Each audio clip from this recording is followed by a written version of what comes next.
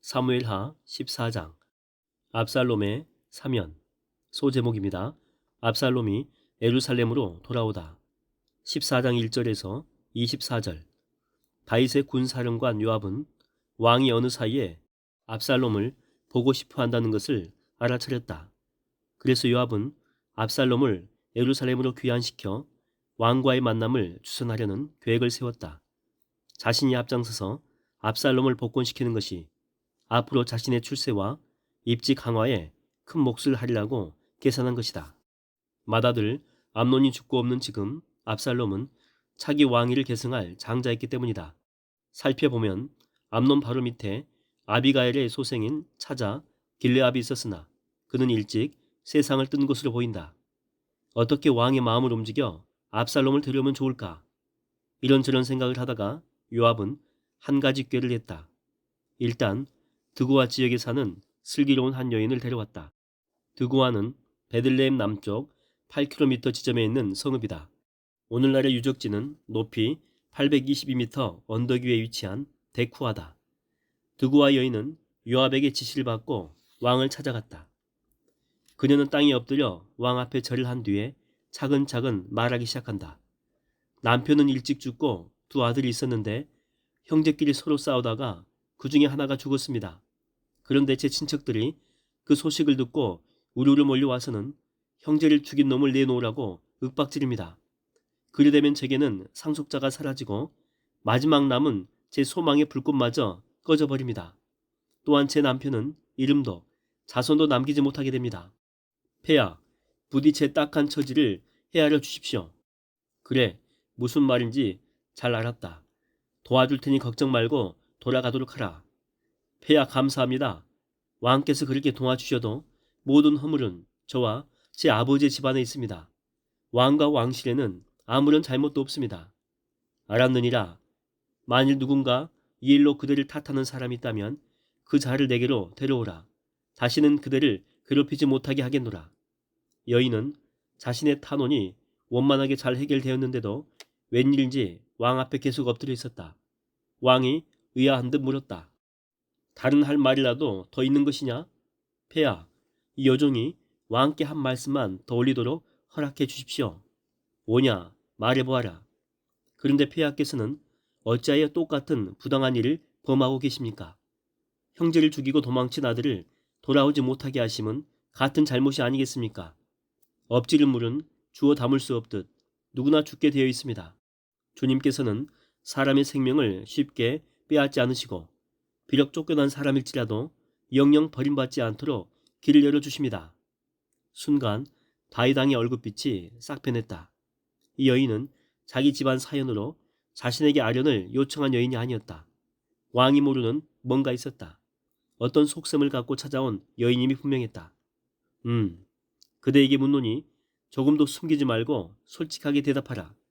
내게 이 모든 일을 시킨 것이 요압이더냐? 다윗은 이 모든 일이 압살롬의 복권을 위한 요압의 계략임을 눈치챘다. 이런 엄청난 일을 한낱 여인이 꾸몄다고 보기에는 힘들었다. 결국 규회주의자여 지략가인 요압이 이 일에 개입했으리라는 심정을 굳힌 것이다. 왕의 직설적인 무릎에 여인은 떨리는 목소리로 대답한다. 그렇습니다, 폐하. 요압 장군께서 지시했습니다. 진실로 왕께서는 천사처럼 지혜로우셔서 이 땅에서 일어난 일들을 훤히 다 알고 계십니다. 다윗 왕은 곧장 요압을 불러들였다. 요압의 영악한 행위가 마음에 들지 않았지만 한편으로 생각하면 진즉부터 압살롬을 데려오고 싶었지만 특별한 명분이 없어 미적거리는 중이었기에 차라리 요압의 처신이 다행이다 싶었다.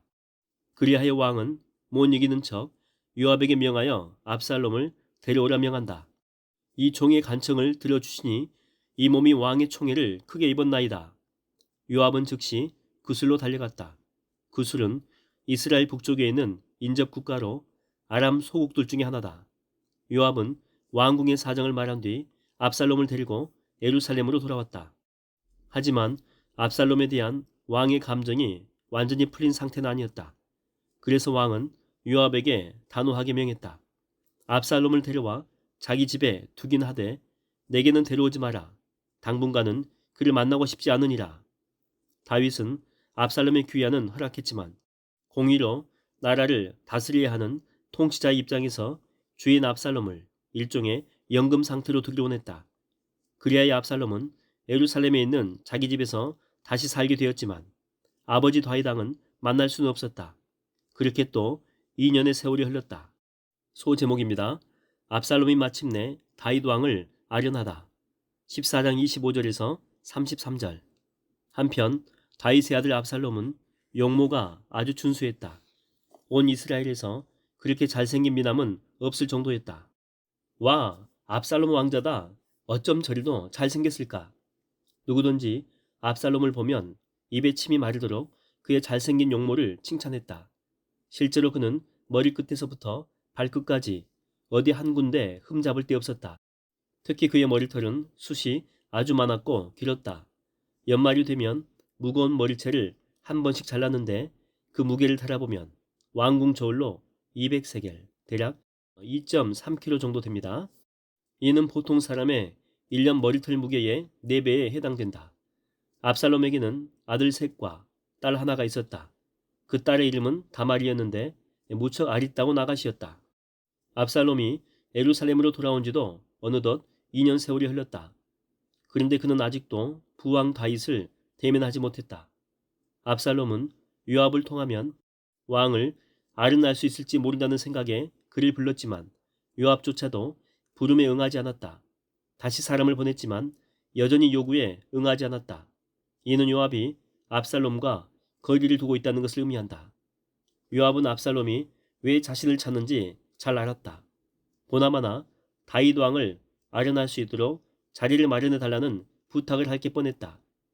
요압은 왕과 압살롬 사이에서 벌어질 불편한 일에 끼어들고 싶지 않았다.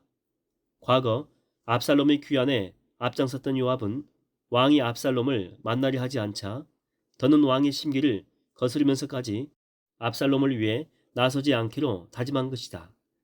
그러자 참다 못한 압살롬이 종들에게 명령을 내린다. 너희는 요압의 밭에다 불을 질러라. 한창 보리가 익어가고 있던 요압의 밭에 압살롬의 종들이 불을 질렀다. 한순간에 무르익어가던 보리밭이 잿더미가 되었다. 요압이 그 소식을 듣고 눈이 뒤집혔다. 당장 압살롬에게로 달려가서 따진다. 아니 왕자님, 대체 무슨 짓을 한 겁니까? 어째서 제 보리밭에다가 불을 질렀습니까? 압살롬은 자신에게 달려와 따질 줄 알았다는 투로 요압에게 말한다. 나는 누차 장군께 사람을 보내어 내게 와 달라고 요청하였소. 폐하께 내 말을 전해달라 부탁하려던 것이요. 그런데도 장군께서는 내 부름에 전혀 응하지 않았소. 그래서 할 수 없이 이런 일을 벌인 겁니다. 대체 왕께 무슨 말을 전해달라는 겁니까? 아버님을 뵙고 싶습니다. 제가 죽을 죄인이라면 차라리 왕께서 이 몸을 깨끗이 죽이라고 그렇게 전해 주십시오. 더는 요압이 나서지 않을 수 없게 되었다. 그는 날을 정해 왕에게 나아갔다. 요압에게서 압살롬의 말을 전해들은 다윗. 압살롬의 말에 일리가 있다는 듯 고개를 끄덕였다. 몇 날이 지난 후 왕은 마침내 압살롬을 궁궐로 불러들인다. 폐하, 제가 아버님께 죽을 죄를 졌습니다. 저를 죽여주십시오. 그래, 모두 지난 이야기다. 그동안 고생 많았다. 이리 가까이 오너라. 왕은 두 팔로 아들을 껴안고 입을 맞추었다. 서로 포옹하면서 볼에다 입을 맞춘 것이다. 이런 행위는 용서와 화해와 교제를 나타내는 표시였다. 이로써 왕은 압살롬이 형 암논을 살해한 지 5년이 지나서야 비로소 그를 용서하고 자신의 품속에 받아들였다.